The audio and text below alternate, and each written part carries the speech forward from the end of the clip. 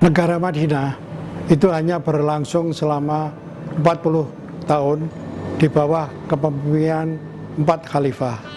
Selanjutnya pasca negara Madinah disebut juga masa tabi'in atau pengikut generasi Nabi dan pengikut selanjutnya.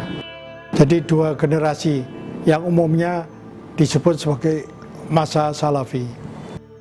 Nah, di situ gejala yang paling menonjol itu adalah negara absolutis yang dipimpin oleh seorang khalifah, tapi sebetulnya adalah seorang sultan, seorang muluk al-muluk, seorang penguasa.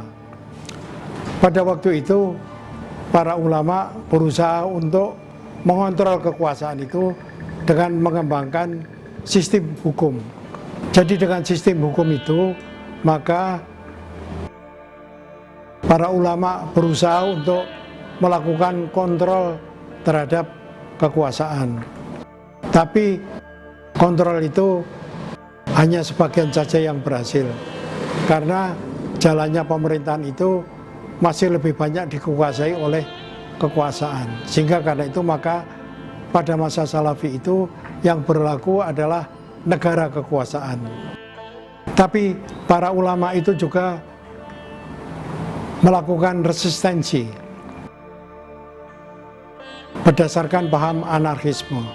Resistensi itu dilakukan dengan mengembangkan ajaran tasawuf atau sufi dalam bentuk yang kemudian dibentuk tarekat-tarekat.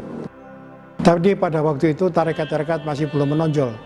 Yang menonjol barulah ajaran-ajaran tasawuf yang menjauhi dunia, yang menyendiri dan sebagainya, yang pada dasarnya menolak atau paling tidak menghindari kehadiran kekuasaan-kekuasaan, dengan juga merupakan alternatif dari prinsip-prinsip hukum, yaitu dengan prinsip-prinsip akhlak. Jadi di sini ada dua aliran. Yang pertama adalah aliran syariat atau aliran hukum. Aliran ini disebut juga dalam teori politik modern disebut juga sebagai High Islam atau Islam tinggi.